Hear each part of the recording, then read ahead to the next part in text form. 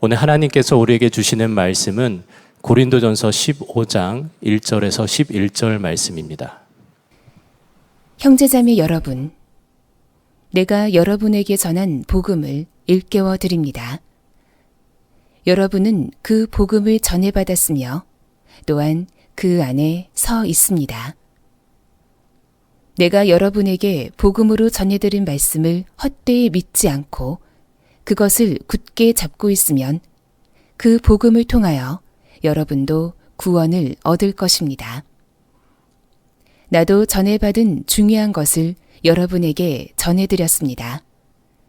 그것은 곧 그리스도께서 성경대로 우리 죄를 위하여 죽으셨다는 것과 무덤에 묻히셨다는 것과 성경대로 사흘날에 살아나셨다는 것과 게바에게 나타나시고 다음에 12 제자에게 나타나셨다고 하는 것입니다.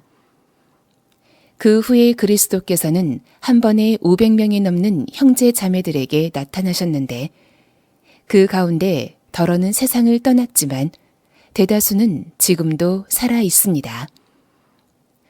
다음에 야고보에게 나타나시고 그 다음에 모든 사도들에게 나타나셨습니다.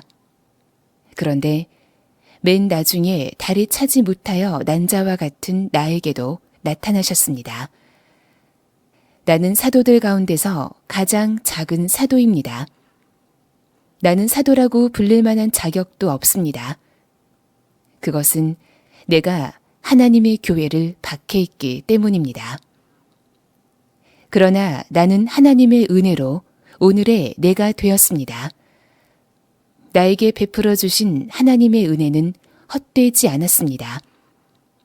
나는 사도들 가운데 어느 누구보다도 더 열심히 일하였습니다. 그러나 이렇게 한 것은 내가 아니라 나와 함께 하신 하나님의 은혜입니다. 그러므로 나나 그들이나 할 것 없이 우리는 이렇게 전파하고 있으며 여러분은 이렇게 믿었습니다. 자, 오늘은 고린도전서 15장 말씀을 드리게 됩니다. 15장은 세 번에 나누어서 말씀을 드리게 되겠는데 그동안 고린도전서 1장부터 14장까지는 우리가 예수님을 믿고 정말 거듭난 그리스도인이라면 삶이 달라야 한다는 것에 대한 말씀을 사도 바울이 계속하고 계십니다. 서로 다투거나 시기 질투하지 아니하고 겸손하게 서로를 섬겨야 하고 그리고 정말 사랑으로 하나가 되어야 하고 사랑만 하며 살고 공동체의 유익을 위하여 내 유익을 구하지 않고 공동체의 유익을 구하며 그리고 절제하고 질서를 지키는 삶을 살아야 한다. 사도 바울이 지금까지 그 말씀을 해 오셨습니다. 그리고 그러한 교회가 진정한 교회라는 겁니다. 그런데 우리가 이처럼 우리의 삶 자체가 완전히 변화된 삶, 교회가 정말 성령 안에서 하나 된 사랑만 하는 그런 교회 공동체가 되려면 복음이 분명해야 합니다. 그래서 사도 바울이 고린도전서 15장에 들어와서 고린도 교회 교인들에게 복음을 다시 한번 일깨워 준다고 말씀을 시작을 합니다. 1절에 보면 이렇게 말씀했습니다. 형제 자매 여러분, 내가 여러분에게 전한 복음을 일깨워 드립니다. 여러분, 복음은 교회에서 가장 많이 사용되는 단어 중에 하나입니다. 아마 가장 많이 들으셨을 겁니다. 그런데 이 복음이 무엇인가? 3절부터 7절까지 사도 바울은 이 복음에 대해서 아주 명확한 정의를 해줍니다. 요약해서 말씀을 드리면 성경대로 예수님이 십자가에서 우리의 죄를 위하여 죽으셨다는 것, 그리고 무덤에 묻히셨다는 것, 그리고 성경대로 예수님이 다시 사흘 만에 부활하셨다는 것, 그리고 예수님의 제자들에게 그리고 예수님을 따르던 무리들에게 한 번에 500명에 해당되는 형제 자매들에게 부활하신 예수님을 보여주셨다는 것. 이것이 복음이라는 겁니다. 이 복음을 정말 믿으면 누구나 다 구원을 받는다는 겁니다. 이 복음의 핵심은 예수님의 십자가의 죽으심과 그리고 예수님의 부활입니다. 이 둘이 복음의 핵심 기둥입니다. 그런데 세상 사람들은 예수님이 실존한 인물이었고 그리고 예수님이 십자가에 죽었다는 것에 대해서는 다들 인정합니다. 그런데 예수님이 사흘 만에 죽었다가 부활하셨다는 것에 대해서는 믿으려고 하지 않습니다. 그러므로 기독교 신앙의 독특함, 기독교 신앙의 특징, 기독교 신앙의 생명은 예수님의 부활에 있다고 해야 옳겠습니다. 그래서 고린도전서 15장에서 사도 바울이 복음에 대해서 말씀을 하면서 가장 중요하게 다루고 있는 부분이 예수님의 부활입니다. 만약에 예수님이 부활하지 않았다면, 그게 사실이 아니라면 기독교는 무너집니다. 십자가의 구속의 은혜, 속죄의 은혜도 예수님이 부활하지 않았다면 아무 의미가 없게 됩니다. 예수님은 그리스도도 아니니까요. 그러므로 지난 2000년 동안 마귀가 예수님의 부활의 이 신앙을 무너뜨리려고 정말 발악을 했습니다. 예수님의 부활을 전하는 그리스도인과 교인들을, 교회를 핍박했습니다. 예수님의 부활, 그 다 거짓말이다. 시체를 제자들이 훔쳐간 거다. 또는 엉뚱한 다른 무덤 찾아가서 예수님의 시체를 보려고 했었던 거다. 그건 그들이 환상을 본 거다. 그들이 신화를 만들어낸 거다. 여러 가지 이론을 가지고 예수님의 부활을 부정하려고 그렇게 역사했습니다. 그런데 예수님의 부활은 너무나 분명한 사실이었기 때문에 예수님의 부활을 부정하려고, 부인하려고 연구한 사람들 중에 오히려 예수님의 부활에 대한 확신을 가진 사람이 너무나 많이 나왔습니다. 그래서 마귀가 쓴 전략이 예수님의 부활을 믿어. 그래, 예수님 부활했다고 믿어. 그러나 그냥 교리적으로만 믿어. 이런 전략을 가지고 지금 우리 가운데 예수님의 부활을 그저 형식적인 신앙 또는 교리적인 믿음으로만 가지고 있는 사람이 많이 생기게 된 겁니다. 저는 이 사실이 가장 안타깝습니다. 예수님의 부활은 기독교 신앙의 기본입니다. 그리고 기독교 신앙을 능력 있게 해주는 가장 중요한 원천입니다. 그런데 예수님의 부활을 다 믿는데도 너무나 무기력하게 사는 거예요. 왜 그렇죠? 예수님의 부활 신앙이 무엇인지를 정확히 모르는 겁니다. 저는 어릴 때부터 교회에서 자랐기 때문에 예수님의 부활을 정말 믿었습니다. 하나님이신데 죽었다가 다시 살게 못 하시겠습니까? 그렇게 생각을 했습니다. 그러나 그때 당시에 제 부활 신앙은 그저 부활절 새벽 연합 예배에 참석하는 정도였습니다. 지금 가만히 그 시절을 돌아보면 왜 그렇게 부활절 새벽이 추웠는지, 추위에 벌벌 떨었던 기억밖에 없습니다. 그래도 그게 예수님의 부활을 믿는 신앙의 표현이라고 생각하고 부활절 새벽이 되면 새벽 연합 예배에 나갔습니다. 그러나 그렇게 예수님의 부활을 믿는다고 하면서도 부활절 연합 예배에 그렇게 참석하면서도 제 삶에 변화가 있었느냐? 그건 또 아니었습니다. 그게 진짜 부활 신앙이 아니었기 때문입니다. 사도 바울은 예수님의 부활에 대하여 이렇게 말씀합니다. 예수님께서 제자들에게 예수님의 부활하신 모습을 드러내시고 한 번에 500명에 해당되는 그런 믿음의 형제 자매들에게 예수님의 부활을 보여주셨습니다. 그 중에서 상당수는 고린도전서를 쓸 당시에 살아 있었습니다.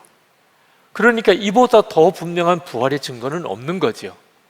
그런데 사도 바울은 거기서 하나 더 나아가서 8절에 보면은 자기에게도, 사도 바울은 예수님을 십자가 죽으시고 부활하시고 승천하실 때까지 예수님을 만난 적이 없는 사람입니다. 심지어 예수님의 부활을 전하는 것은 하나님을 대적하는 것이라고 그렇게 확신했기 때문에 교회를 핍박하고 부활의 예수님을 전하는 그리스도인들을 죽이는 일에 앞장섰던 사람입니다. 그런 자기에게도 부활의 예수님이 나타나셨다는 거예요. 이건 너무너무 놀라운 사실입니다. 예수님의 부활이, 예수님이 십자가에 죽고 부활하시고 승천하신 것으로 예수님의 생애와 사역이 끝난 게 아니라고 하는 의미입니다. 예수님이 부활하셨다. 그런데 사도 바울도 그것을 보았다. 그 말은 부활의 주님의 사역은 계속 이어지고 있다는 의미인 것입니다. 사도 바울만 아닙니다. 고린도 교회 교인들, 그때 당시 초대교회 교인들, 실제로 예수님을 만나본 사람은 없습니다. 그런데 그들도 부활의 증인이었습니다. 11절에 이렇게 말씀합니다. 그러므로 나나 그들이나 할 것 없이 우리는 이렇게 전파하고 있으며 여러분은 이렇게 믿었습니다.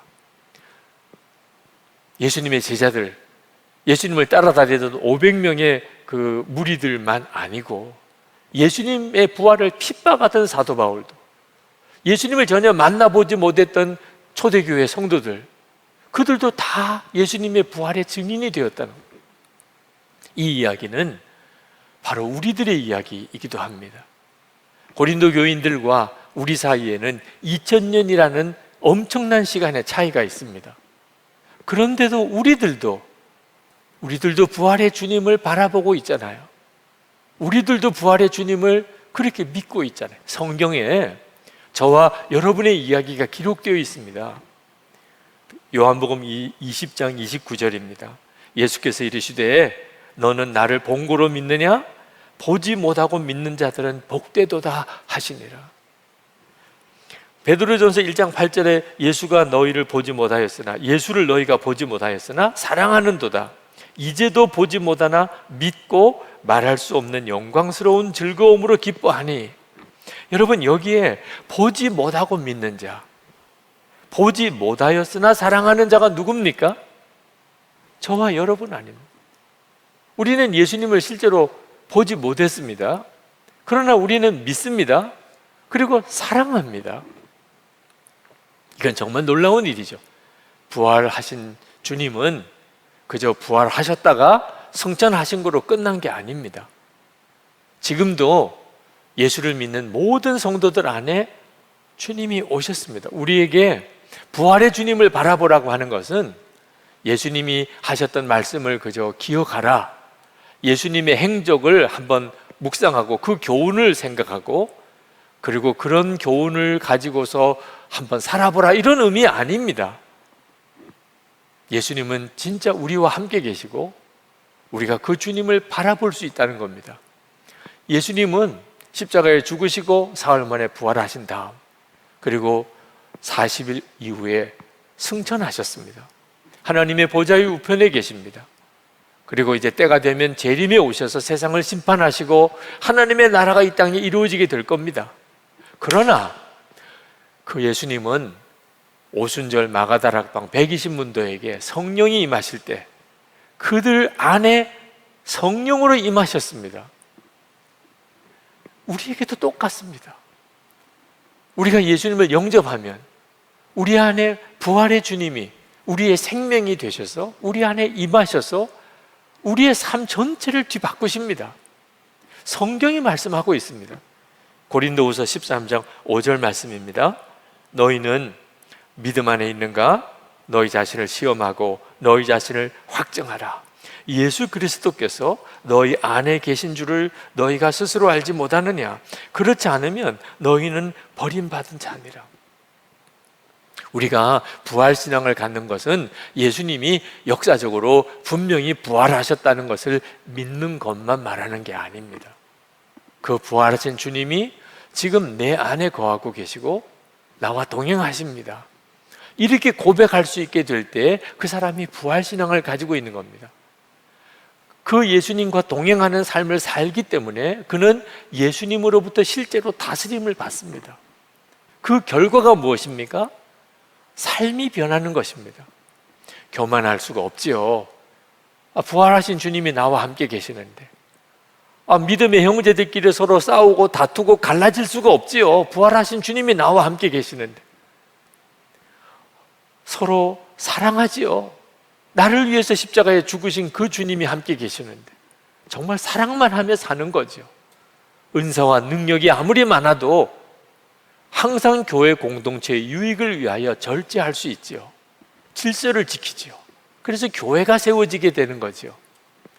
이런 삶의 변화가 어떻게 가능하지요? 부활의 주님을 바라보기 때문에 가능한 것입니다. 오늘 고린도전서 15장도 보면 사도 바울은 정말 능력자입니다. 성령의 능력이 충만했던 분입니다. 그도 3층 천에 올라가 본 사람, 그리고 죽은 자도 그가 살려낸 기적을 행했던 그랬던 위대한 사도입니다. 그러나 그가 얼마나 겸손한지, 그가 얼마나 사랑이 많은지, 그가 얼마나 하나님께 감사하는 사람인지 오늘 고린도전서 15장에 구구절절이 나오지 않습니까? 부활의 주님을 사도 바울은 진짜 바라보고 있었던 것입니다. 여러분, 그 사람 속에 무엇이 가득한지는 그 사람의 말이나 행동을 보면 알 수가 있습니다. 육신의 정욕이 가득한 사람은 그냥 세상 재미 즐기는 거, 그 방법, 그것밖에는 관심이 없습니다. 돈 탐심이 가득한 사람은 돈 이야기밖에 안 합니다. 권력의 욕심이 가득한 사람은 정치 이야기밖에 하지 않습니다. 손주를 본 사람은 손주 이야기만 합니다. 애인이 생긴 사람은 애인 생각밖에는 안 합니다. 부활의 주님이 우리 안에 거하시게 되는 것이 진짜인 사람은 그는 항상 예수님 이야기밖에 하지 않게 됩니다. 우리가 교회 안에서 사람이 너무 말이 많고 수다가 많은 것도 덕스럽지 못하지만 그렇다고 해서 아무 말도 안 하고 조용히 있는 것도 바람직한 건 아닙니다. 왜냐하면 그 사람의 속에 뜨거운 게 없다는 말이기 때문에 그렇습니다. 속이 뜨거운데 어떻게 아무런 내색을 안 할 수 있습니까? 우리가 정말 부활의 주님과 동행하게 되면, 그러면 우리의 말이나 행동은 예수 그리스도, 그리고 우리의 모든 것은 다 주님의 다스림을 받게 됩니다. 절대 내색하지 않고 부활의 주님과 동행하는 것은 불가능한 일입니다. 그래서 성령의 은사가 나타나는 거고 성령의 열매가 나오는 것입니다. 어떤 분들은 예수 동행 일기를 쓰고 주님과 동행하는 것은 유기성 목사나 할 수 있는 일이라, 이런 말을 하는 분도 계십니다. 절대 그렇지 않습니다. 여러분이 저를 아십니까? 여러분이 제 내면을 아십니까? 제가 얼마나 엉터리 같은지, 제가 얼마나 속이 좁은지, 제가 얼마나 이기적인지, 얼마나 교만한지, 얼마나 악한지, 얼마나 욕심이 많은지, 얼마나 음란한지 제가 더 얽을까요? 저는 알지요. 저 자신이 얼마나 부족하고 모자라고 믿음도 없고 정말 얼마나 육적이고 그런지 제가 압니다. 여러분 중에는 그래도 목사님은 그만한 위치에 있고 그만큼 유명해지지 않았습니까? 무언가가 있으니까 그렇지 않았겠습니까? 솔직히 인정합니다. 무언가가 있으니까 그랬습니다. 저도 저 자신을 한번 돌아보았습니다. 도대체 무엇 때문에 지금의 내가 있는 건가? 깨달아지는 게 있더라고요. 제가 고등학교 다닐 때, 그때 중고등부 예배, 무슨 성령에 충만한 거나 은혜가 넘치거나 그런 예배는 아니었습니다. 그저 예배를 드려야 되니까 드리는 그런 형태의 예배였지만, 그날 충격받은 것이 전도사님이 고린도후서 13장 5절 말씀을 가지고 모든 예수 믿는 사람 안에는 예수님이 계시다는 말씀을 하신 거예요. 정말 믿어지지 않았어요. 예수님이 내 안에 계시다면 내가 모를 수가 없잖아요. 믿어지지도 않고 또 정말 이해도 안 되고 얼마나 당황스러웠는지. 그런데 한 가지 감사한 것은 그렇게 말씀하니까 뭐 그렇겠지, 이렇게 넘기지 않았다는 겁니다.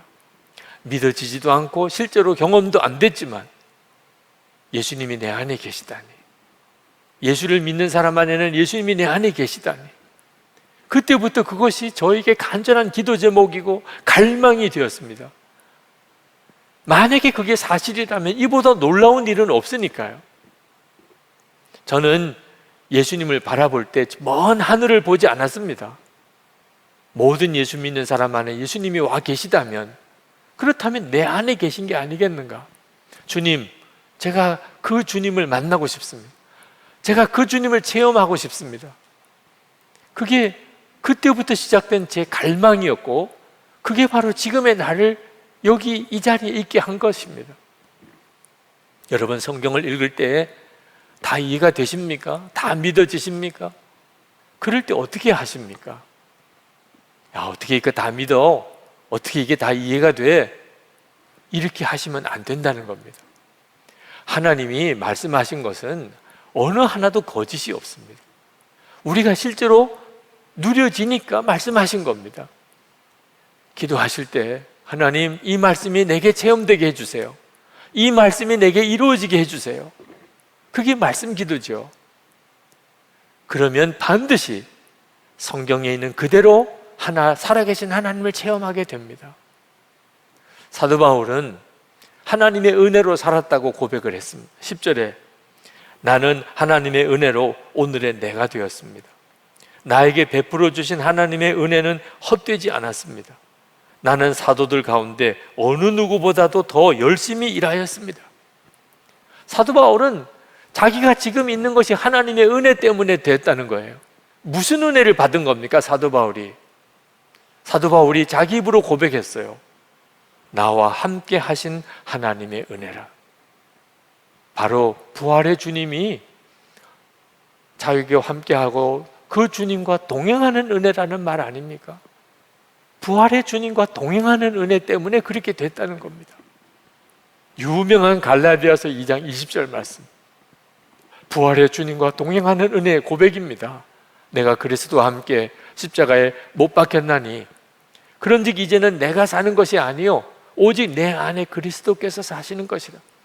이제 내가 육체 가운데 사는 것은 나를 사랑하사 나를 위하여 자기 자신을 버리신 하나님의 아들, 부활의 주님이시죠. 그 하나님의 아들을 믿는 믿음 가운데 안에서 사는 것이라. 예수님께서 부활 승천하시면서 제자들에게 하신 약속이 있으시잖아요. 마태복음 28장 20절에 볼지어다 내가 세상 끝날까지 너희와 항상 함께 있으리라. 이 말씀이 사도 바울에게 그대로 이루어진 거예요. 이것이 사도 바울이 받은 은혜입니다. 이것이 진짜 부활신앙이에요. 여러분, 무슨 일이 있어도 부활의 주님을 바라보고 살아야 합니다. 이것이 우리가 어떤 어려운 일을 만나도 우리를 능히 이기게 해 주시는 거예요. 부활의 주님과 동행하면 좋은 일만 생기나요? 그렇지 않습니다. 어려운 일도 오고 때때로 슬픈 일도 겪어야 되고 어떤 때는 좌절을 겪을 일도 있습니다. 그러면 부활의 주님과 동행하는 것이 왜 은혜가 됩니까? 아니, 여러분, 아무리 힘든 일, 슬픈 일, 좌절이 오는 일이 있다 하더라도 부활의 주님과 함께 그 일을 겪는다는 것은 얼마나 놀라운 일인가 말입니다. 어린 아들이 아버지 손을 붙잡으면 무서울 게 뭐가 있습니까? 정말 우리가 그렇잖아요. 부활의 주님과 함께 어려운 일, 난감한 상황, 슬픔의 골짜기를 지나갈 때도 주님과 함께만 할 수 있다면 걱정할 게 뭐가 있습니까? 여러분이 하루를 살아도 정말 부활의 주님과 함께 그 주님을 바라보고 살아야 합니다. 저는 정말 놀라운 환상 같은 꿈을 꿔요.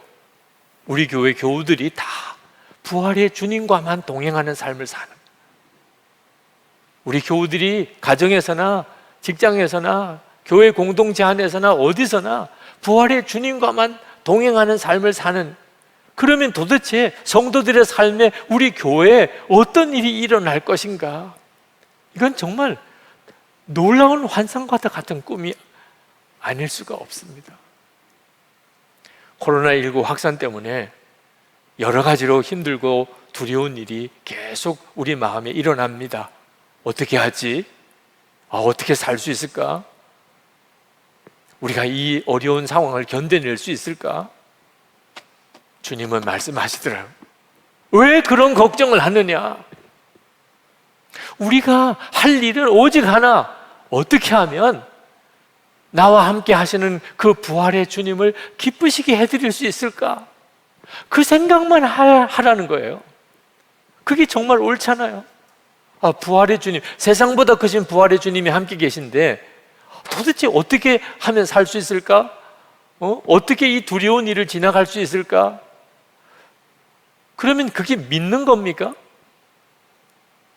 어떤 일이 닥치든 무슨 일을 만나든 어떻게 하면 주님을 기쁘시게 해드릴 수 있을까? 우리는 그것만 생각하면 됩니다. 그 다음에는 주님이 다 책임지시고 역사하시는 거예요. 우리가 다 그 경험을 하게 됩니다. 사랑만 하며 사는 이유도 주님이 기뻐하시니까. 우리가 겸손하게 다른 사람을 섬기는 거, 그걸 주님이 기뻐하시니까. 우리가 어떻든지 절제하고 질서를 지키면서 교회 공동체를 세우려고 하는 거, 그걸 주님이 기뻐하시니까.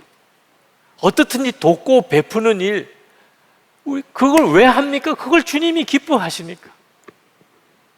그 다음엔 주님이 책임지시는 거예요. 앞으로 별의별 일이 다 있을 겁니다. 그러나 아무 상관없습니다. 부활의 주님이 우리와 함께 계시니까 우리는 그냥 그 주님만 붙잡고 갈 겁니다. 우리의 마음의 소원은 하나밖에 없습니다. 어떻게 하면 주님을 기쁘시게 해드릴 수 있을까? 이 상황에서 주님이 어떻게 하는 걸 기뻐하실까? 그렇게 하며 사십시다. 그러면 우리도 사도 바울처럼 모든 것이 하나님의 은혜였습니다. 이렇게 고백하게 될 것입니다. 우리 기도합시다. 주님, 정말 주님만 바라보고 삽니다. 그렇게 살 겁니다. 어떻게 하면 주님을 기쁘시게 할 수 있는 건가? 그 생각만 하겠습니다. 주님이 역사해 주소서. 우리의 눈을 열어 주소서. 그리고 사도 바울처럼 모든 것이 하나님의 은혜라. 하나님의 은혜로 지금 내가 되어 있다고 우리도 그렇게 고백하게 해 주시옵소서. 우리도 살고 우리 가족도 우리 교회도 나라도 살게 해 주소서. 우리 동성으로 기도합니다. 은혜와 사랑이 많으신 하나님, 놀라우신 하나님의 은혜, 하나님의 은혜를 찬양합니다. 하나님의 그 선에 감사하고 감사. 아버지 하나님, 주의 사랑하는 성도들을 주님의 손에 붙잡아 사하고 끝났지만 성도들의 마음 주님이 붙들어 주시기를 다시 일으켜 주시기구나, 다시 세워주시기를 원합니다. 주여, 주님을 바라보고 주님만 의지하고 나아갑니다. 어떤 일이 우리 눈앞에 펼치고 주님이 길이십니다. 하나님, 오직 주님만 기쁘시게 하는 일을 하기를 원합니다. 하나님, 우리 안에 하나님 새로운 생명의 생활이 일어나게 하소서. 하나님의 놀라우신 은혜와 용감이 우리 가운데 넘치게 하소서. 성령의 놀라운 은혜와 능력이 우리 가운데 불같이 일어나게 하여 주옵소서. 성도도 살아나고 성도들의 가정이 살고 교회가 살고 하나님 교회의 영광이 세상에 또한 드러나게 하시고 하나님의 나라가 이 땅에 온전히 임하게 하시기를 원합니다. 주님의 용서, 주님의 놀라운 은혜를 찬양합니다. 하나님 감사합니다. 아버지 하나님, 이 시간에 우리가 주님 앞에 예배합니다. 예배하는 처소와 상황은 다 다르지만 주님을 주목하고 주님만 바라봅니다. 하나님, 지금 상황이 우리를 매우 곤혹스럽게 합니다. 그러나 주님은 이 모든 상황을 모르시지 않으시고 여전히 저희들을 정확하게 이끄시고 계신 것을 믿습니다. 부활하신 주님, 지금도 저희와 함께 계셔서 저희들을 여기까지 이끌어 오셨습니다. 별의별 일이 우리 눈앞에 또 닥쳐오겠지만 더 이상 걱정 안 합니다. 주님만 바라보고 가겠습니다. 주님이 길이라고 하셨으니 믿습니다. 오직 모든 상황에 모든 처지에 주님이 어떻게 하면 기뻐하실까? 그 생각만 하겠습니다. 무슨 일을 하나라도 주님 기뻐하는 일만 하겠습니다. 주님, 우리를 인도하소서. 우리를 친히 이끄소서. 그리고 우리를 통하여 하나님의 역사를 드러내소서. 우리의 가정도 살고 우리의 일터도 살고 우리 교회, 한국 교회가 다시 일어나게 하여 주옵소서. 오늘도 하나님 앞에 예배하며 온라인으로라도 하나님 앞에 헌금을 주님께 올려드리는 이들이 있습니다. 주님을 정말 사랑하고 또 감사합니다. 하나님 기뻐하는 뜻대로 살기를 원합니다. 온전한 11조와 또한 특별 헌금을 드립니다. 건축 헌금 또는 구제 헌금, 선교 헌금을 주님께 봉헌해 드립니다. 아버지 하나님, 믿음으로 살고 예배하며 살고 감사하며 살고 남을 도우며 살고 흘려보내며 살기를 원하는 성도들에게 은혜와 복을 주소서. 하나님의 생명의 역사로 날마다 살게 하소서. 문제가 있을 때마다 그것이 변하여 간증거리가 되게 하소서. 병든 몸을 고쳐주소서. 하나님, 성도의 기업을 책임져 주소서. 성도의 가정, 그 자녀들에게 하나님의 은혜와 복을 더해 주소서. 무엇보다 하나님이 이 세상에서 교회의 영광이 다시 회복되기를 원합니다. 교회의 거룩한 성도와 교회가 일어나게 하시고 세상의 소금과 빛이 되고 세상을 살리는 하나님의 은혜의 통로가 되게 하소서. 이 나라에 하나님을 대적하는 악한 법이 제정되지 않게 하소서. 주님, 북한의 주민들 불쌍히 여겨주셔서 이제는 우상 숭배와 그리고 폭압, 그 거짓의 정권에서부터 풀어주시고 남북이 복음으로 통일되게 하소서. 북한 주민들에게 자유와 복음이 전해지고 김국기 목사님, 김정욱 목사님, 최충길 선교사님, 장문석 집사님 속기 석방되게 해주소서. 전 세계 열방에 나가 있는 선교사님과 그 가족을 주님께 부탁합니다. 하나님, 코로나19 확산이 속히 멈추어지게 하소서. 자연재해로 인하여 고통당하는 수많은 사람들도 긍휼히 여기소서. 하나님, 이때에 회개하고 하나님께로 돌아오는 대부흥이 전 세계에 일어나게 하시고 선교의 문이 활짝 열려지고 땅끝까지 모든 족속에게 주 예수님의 복음이 전해지게 하옵소서. 예수 그리스도 이름으로 간절히 기도합나이다. 아멘. 이 시간에 우리 찬양하겠습니다. 선한 능력으로 우리 함께 찬양하겠습니다.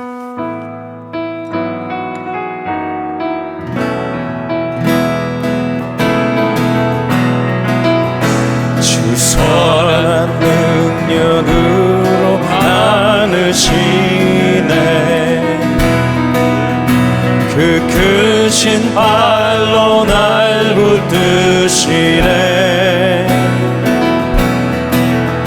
절망 속에도 흔들리지 않고 사랑하는 주 얼굴 구하리. 주님이 마신 고난의 승자는 우리도 감사하며 받으리. 주님의 남은 고난 채워가며 예수와 복음 위에 살리라. 선한 능력으로 일어서리. 주만 의지하리. 믿음으로 우리 고뇌 안에 주 오실 그날 영광의 새날을 맞이하리. 선한 능력으로 일어서리. 주만 의지하리. 믿음으로 우리 오실 그날 영광의 새날을 맞이하리. 주 예수님의 은혜와 하나님 아버지의 사랑하심과 성령의 교통하심이 오늘도 예배드리는 곳곳에 주를 사모하는 모든 성도들 위해 충만히 함께 하시기를 축원하옵나이다. 아멘.